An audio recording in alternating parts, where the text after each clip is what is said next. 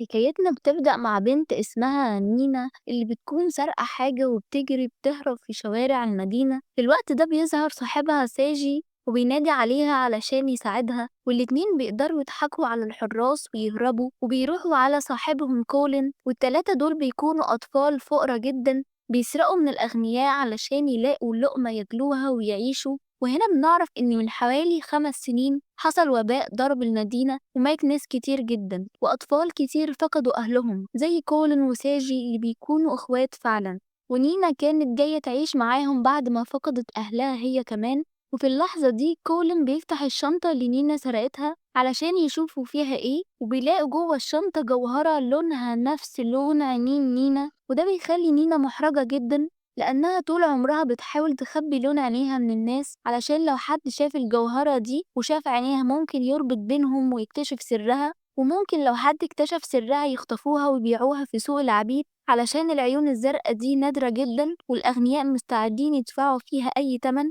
وتروح بعدها لينا بتدخل المطبخ تحاول تعمل لهم شوية أكل على قد حالهم، لكن كالعادة أكلها بيطلع وحش جدا ومش بيعجبهم، وأصحابها بيبتدوا يتريقوا عليها بهزار وكلهم بيضحكوا ومبسوطين جدا بوقتهم سوا. بس كالعادة الفرحة مش بتكمل لأن كولين بيمرض مرض خطير جدا ولازم يتعالج بسرعة، وسيجي بيكون محبط جدا ومكسور من جواه وزعلان جدا على أخوه، وبيقول بنبرة يأس دي هتكون نهايته. بس نينا بتحاول تهدي الموقف وبتقوله ما تقلقش احنا هنروح نجيب له دكتور بسرعة يعالجه. تاجي بيزعق فيها وبيقول احنا معناش فلوس، الدكتور مش هيجي يعالجه ببلاش، وبيكمل بكلام موجوع هي دي حياتنا، الفقر مكتوب علينا ومش هنقدر نهرب منه ابدا. فنينا بترد عليه وبتقول ما تقولش كده يا ساجي، اكيد في يوم هنلاقي حل واكيد حياتنا هتتغير، احنا مش لازم نفضل في الفقر ده طول عمرنا، هنلاقي طريقة وهندور على اي امل نتمسك بيه، بس أهم حاجة ما يستسلمش. بس ساجي بيرد عليها بعصبية وبيقول مستقبل ايه اللي بتتكلمي عنه، كل ممكن يموت بكرة وانتي أصلا غريبة عننا، مستحيل تحسي بوجعنا ولا تفهمي احنا بنمر بإيه. كلمة غريبة دي بتوجع نينا جدا، بتحس إنها ملهاش مكان وسطهم، فدموعها بتنزل من غير ما تحس وبتسيبهم وتمشي. وأول ما بتبقى لوحدها في الشارع بتجمع حواليها شوية ناس وبيضربوها وبيقولوا لها لو سرقتي مننا تاني مش هنرحمك. نينا بتكون لوحدها في الشارع قاعدة على الأرض ودموعها نازلة، بتحس إنها ضعيفة ومكسورة، بتبص حواليها وتقول بصوت واطي يا ترى في حد ممكن يساعدني ولا أنا لوحدي في الدنيا دي. الإحباط بيكون مالي قلبها ومش عارفة تعمل إيه ولا تروح فين، وفجأة بنشوف راجل غريب جدا واقف وبيقول بصوت غامض الأميرة عملت حادثة في الطريق وماتت. بس الراجل الغريب بيكمل وبيقول بس ما ينفعش حد يعرف إن الأميرة ماتت، لازم الموضوع يفضل سر. وبنرجع تاني لنينا اللي بتكون قاعدة مع ساجي وبتتكلم معاه عن اللي حصل.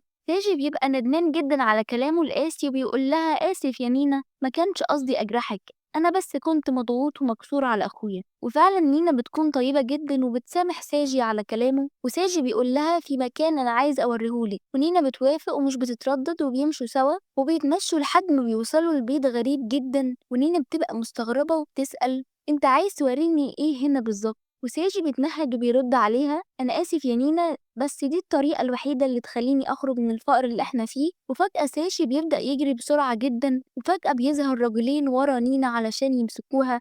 نينا بتفهم على طول إن ساجي خانها وباعها في سوق العبيد وبتحاول تهرب بكل قوتها، بس كله بيبقى بدون فايدة، وبتبدأ تبكي وهي مصدومة وبتقول ليه يا ساجي ليه تعمل فيا كده؟ وهي دموعها بتنزل في راجل واحد منهم بيمسكها من شعرها بقوة وبيتأكد إن عينيها بتكون زرقاء، وبتتأكد نينا إن الراجل ده عيونه بتكون صفرة واللون ده كمان بيكون نادر جدا. ولكن المهم دلوقتي إن الرجالة دي بتحسب إن نينا بتكون ولد وبيقرروا إن هم يخلعوا لها هدومها ويلبسوها هدوم جديدة. وطبعا نينا بتحاول تقاوم لحد ما هدومها بتتقطع والراجل بيكتشف إن هي بتكون بنت، والراجل بيكون مستغرب جدا وبيقول هي ليه متنكرة وكانت عاملة نفسها ولد. فصاحبه بيقوله أكيد كانت بتحاول تهرب من سوق العبيد وبتخفي حياتها لأنها بتكون بنت فقيرة بعيون زرقاء أي حد هيحاول يخطفها لو عرف. فالراجل أبو عيون صفرة بيقول ممتاز جدا، دي هتناسب خطتنا بشكل أحسن، وبيروح يكلم نينا ويقول لها انتي من أول النهاردة هتموتي وهتعيشي حياة جديدة كالأميرة. وطبعا نينا بتكون مستغربة جدا ومش فاهمة أي حاجة. بيعدي بعدها شوية وقت وبنشوف نينا بتحاول تهرب من الخدم جوه القصر، لكنها بتتكعبل في فستانها وبتقع على الأرض وبنسمع صوت عالي وفجأة بيظهر الأمير مستغرب وبيقول إيه الصوت العالي ده؟ لما الأمير بيبص على البنت بيعرف إن هي نينا الفقيرة اللي شكلها اتغير تماما بعد ما غيرت هدومها وسرحت شعرها، ونينا بتزعقله وبتقوله انت الراجل اللي عيونه صفرة اللي خطفني. الأمير بيرد عليها واضح إن شكلك اتغير بس تصرفاتك لسه زي ما هي. وفجأة الأمير بيطلع سيفه. الأمير بيؤمر نينا إنها تنحني قدامه وبيقول لها ممنوع تتكلمي غير لما أسمحلك.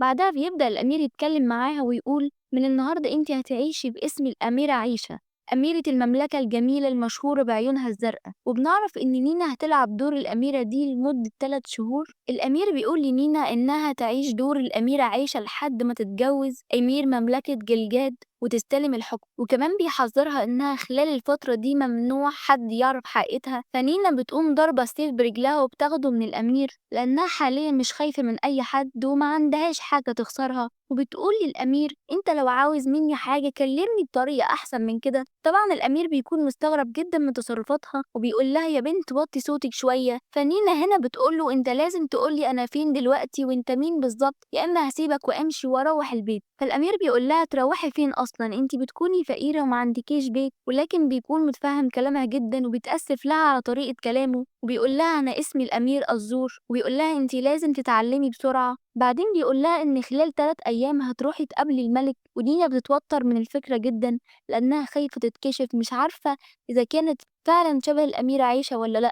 الأمير بيطمنها وبيقول لها إن التشابه الوحيد بينهم هو لون العين الزرقاء. وبنعرف إن الأميرة عايشة كانت بنت الملكة الثالثة، اتربت وعاشت في قرية اسمها إسترا. ولما كانت عندها 16 سنة ظهر حفلة النجوم واللي فيها النجوم كتير جدا بتلمع في السماء، وفي وقت معين بيقولوا إنك لو اتمنيت أمنية في الوقت ده هتتحقق. لكن للأسف الأميرة عايشة ماتت قبل ما تكمل 16 سنة وتتجوز، واستولى الناس على الحكم بعد موتها. وعلشان هي اتربت في قرية بعيدة جدا فعدد قليل جدا اللي عارف شكلها الحقيقي. نينا بتستوعب الكلام ده بصعوبة جدا لأنها بتكون معلومات كتير عليها، والأمير بيحاول يحفزها علشان تستعد للدور اللي هتلعبه. الأمير بيقول لنينا لو عملتي كل حاجة صح لما تقابلي الملك هعملك أي حاجة تطلبيها. الخدم بيبدأوا يترجوا نينا إنها تسمع الكلام لأن كل اللي بيحصل ده غلطة منهم. نينا بتلاقي الموضوع صعب جدا وبتتضايق وبتكون مش عاوزة تساعد الأمير أزور وبتشتكي كتير من التدريب الصعب اللي بتخضع عليه. الأمير أزور قرر يديها استراحة،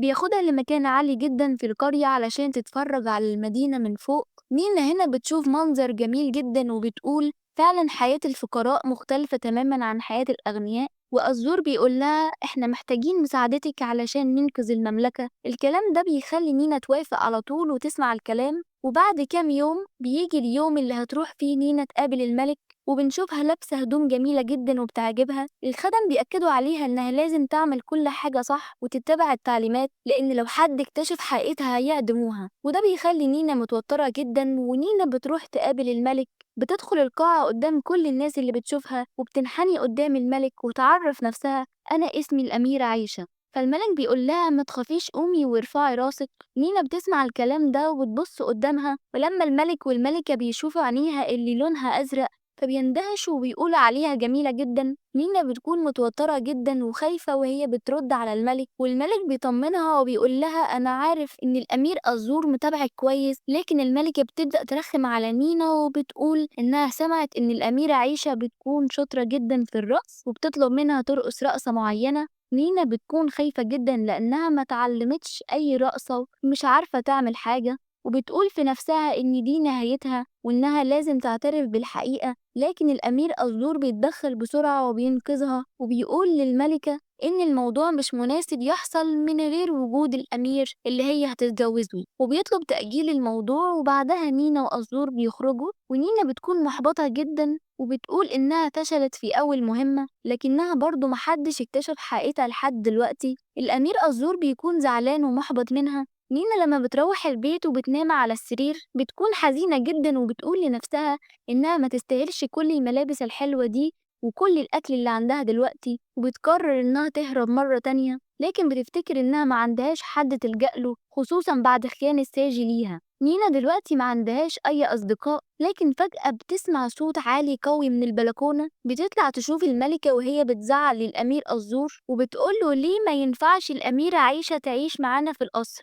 الأمير أزور بيحاول يفكر إزاي ما يوديهاش. الملكة هنا بتزعل أكتر وبتقوله اوعى تكون فاكر إنك أنت اللي تتجوزها وتاخد الحكم. أزور بيرد أنا عمري ما فكرت في حاجة زي دي، هدفي الأول والأخير هو مساعدة المملكة. الملكة بتتعصب جدا وبتبدأ تهينه، ومن كتر عصبيتها بترمي المروحة بتاعتها في المية وبتطلب من الأمير أزور إنه يروح يجيب لها. وطبعا طلب زي ده بيكون بايخ وسخيف لأنها عاوزة تهينه وخلاص. فنين المتخلفة هنا على طول بتنط في المية وبتطرطشها في كل مكان حتى على الملكة، وبتجيب لها المروحة وبتقول لها اتفضلي. الملكة بتكون متعصبة جدا وعاوزة تمد ايدها وتضرب نينا، لكن الأمير أزور بيتدخل بسرعة وبيمنعها وبيقول للملكة معلش الجو حر النهاردة، مفيش حاجة لو اتبلينا شوية. الكلام ده بيعصب الملكة أكتر لدرجة إنها عايزة تتخانق مع أزور، لكن الخدم بينصحوها وبيبعدوها. نينا بتعتذر لأزور وبتقوله إنها ما قدرتش تقف في مكانها وهي بتشوفه بيتهان. أزور بيمسك إيدها ويدخلها البيت، ونينا بتقوله أنا ما كانش قاصد أرش مية عليك، كنت عاوزة أرش على الملكة بس. أزور بيطمنها ولا يهمك وشكرا على مساعدتك، وبيقول لها أنا أصلا كنت عاوز أرش مية على وش الملكة، أما بالنسبة للي حصل فأنتي عملتي كل حاجة بالظبط. نينا بتكون فرحانة وبتبتسم، بس بعدها بنشوف ناس غريبة بيوصل لهم إشاعات إن الأميرة ماتت وإن نينا مش هي الأميرة الحقيقية. هل الحقيقة عن نينا هتتكشف ولا لأ؟ وهل الأمير ده بيخطط لشيء تاني ولا بس جاي يساعدها؟ كل ده هنعرفه في الأجزاء الجاية. لو حبيت القصة وعايز تعرف إيه اللي حصل بعد كده اشترك في القناة وفعل الجرس علشان توصلك كل المفاجآت والأحداث الجديدة. القصة لسه مليانة أسرار وأحداث مش متوقعة، ومستنياك تتابع معانا الرحلة دي خطوة بخطوة. سلام.